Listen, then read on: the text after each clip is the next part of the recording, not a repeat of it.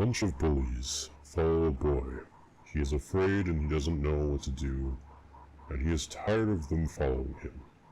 He wants to get away, but they're just too fast. These bullies keep taunting him, calling him names.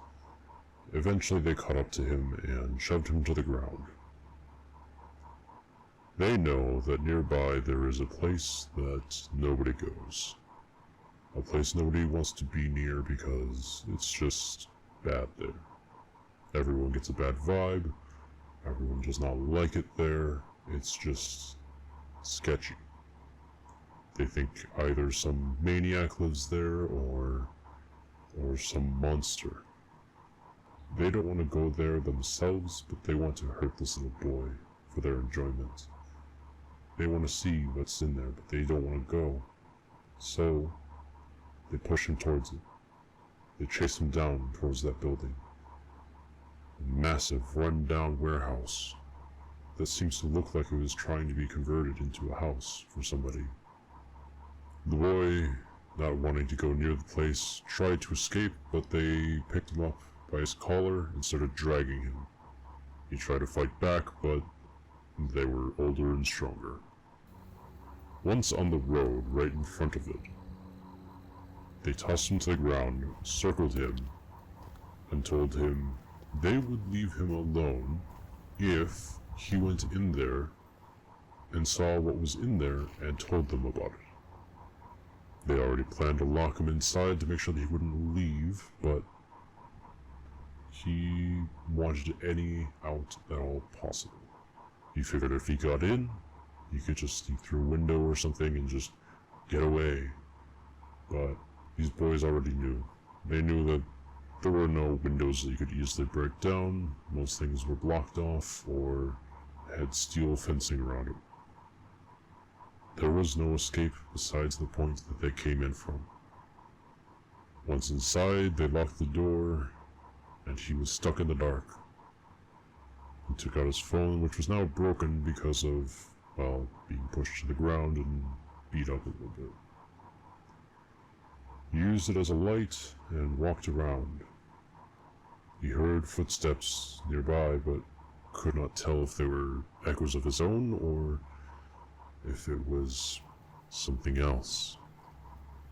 Once they stopped echoing his, and stopped entirely, he knew that he wasn't alone.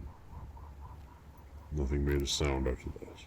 He kept walking, looking for any way out, checking all the windows that were boarded up, trying to pry some of the boards off, but they wouldn't budge. There was barely any light coming through at all. His phone was running out of battery. He kept going from room to room, area to area. He didn't know where he was in the house at this point, and it seemed like it was going on forever, almost impossibly. He knew the warehouse was big, but not like massive warehouse kind of style. It was enough that it could be converted into a house. So why was it so big? He kept going down one of the halls, open up a door, find more boarded windows, find just trash, nothingness, crap all over the place. He went further and found a hatch. He thought maybe, just maybe below that there was something that could help him get out. Maybe a tunnel. This was the only option he could think of, and he knew that either he was going to be stuck here until the bullies left, and maybe even he could have called the police. He didn't know if the bullies were just outside listening in case he did call the police, making sure that if he tried, they would come in and beat the shit out of him. So he didn't bother, but when he went to check his phone battery, he realized the signal was gone, so either way, he couldn't call the police. He went back to the hatch, realizing that this is usually where people would die if this were a horror movie. He knew that this is a mistake. He opened the hatch and found just more house. Seems like whoever was trying to build this into a house had tried to expand it downward rather than upward. He decided to check it out and figured this seems way more normal than anything he had thought he was going to experience. Maybe this place was for people who didn't have a home. Maybe they were trying to build a homeless shelter for all the people stuck on the street around him. He was trying to find any kind of tunnel, any way out, and this time there was no windows to try to unboard. At one point he heard something move, which was just the door behind him closing because of, gravity.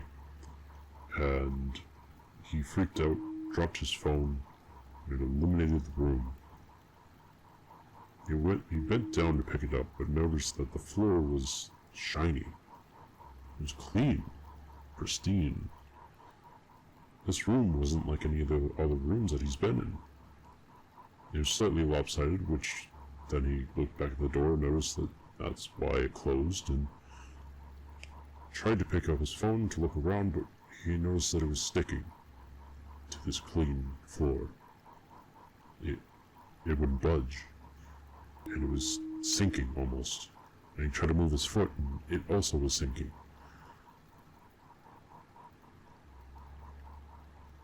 He didn't know why, and he was scared. He started panicking. He didn't want to touch the floor because he knew if he did, he would just be sucked in further. He saw that as he moved his foot more, the floor started to peel up with him.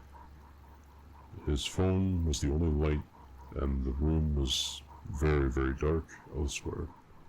And in his panic, he started to see things. Until he saw something that was very real. Eyes. Right in front of him. A face slowly being illuminated by the light as it came closer. But it was not a normal face. It had a long, wicked smile. Its tongue hanging out almost a foot. This face was nothing normal. It was all twisted and contorted in ways that shouldn't be possible. Muscles in places they should not be. When the face in front of him, shushed him, hushed his little voice. He, still panicking, paused. He was not able to move or hyperventilate or even cry out for help. He was scared, but something was blocking him from moving, from doing anything. The thing crept closer. Its elongated hands crept towards him.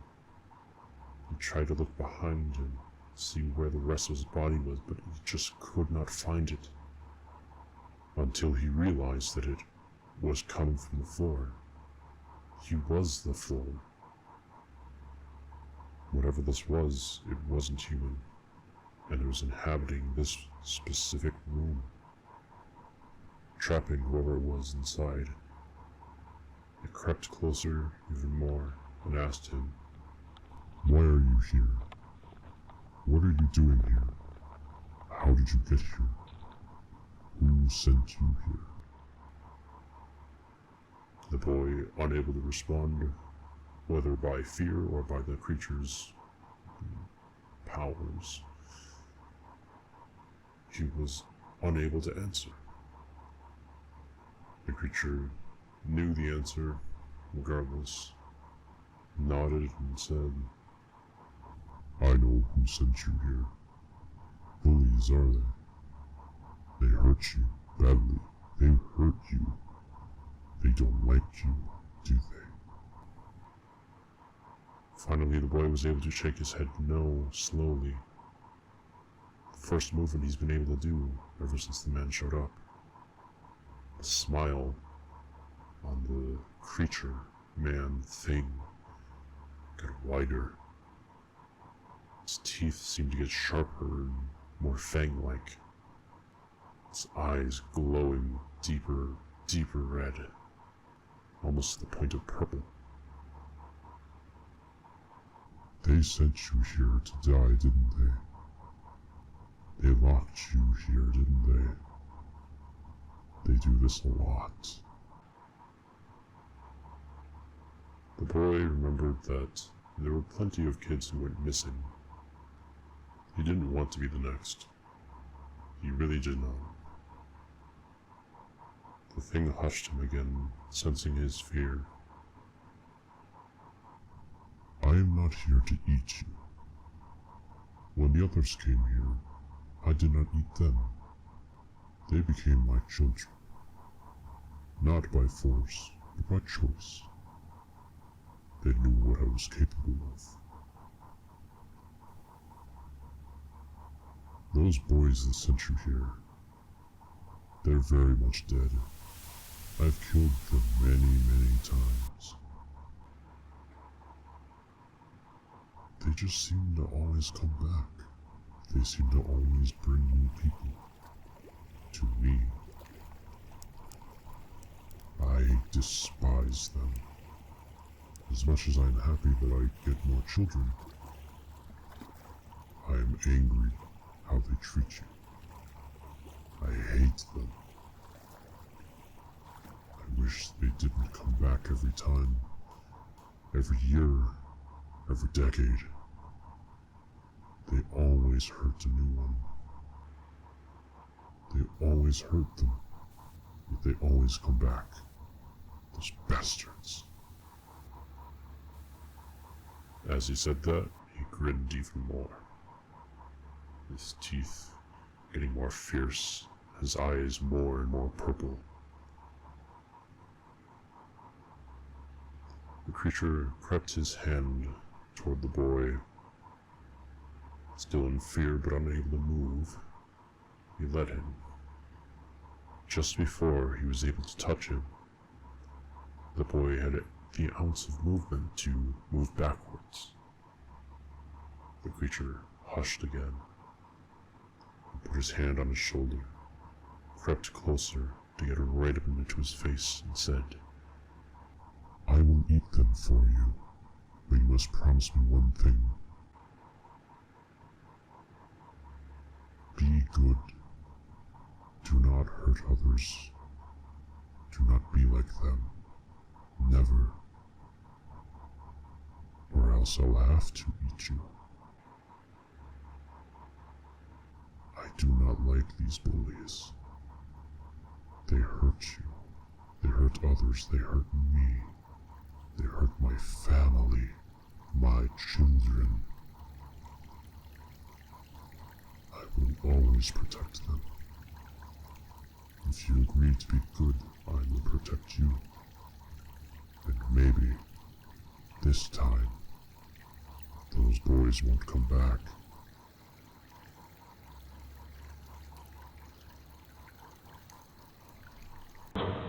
And you'll know. You'll know.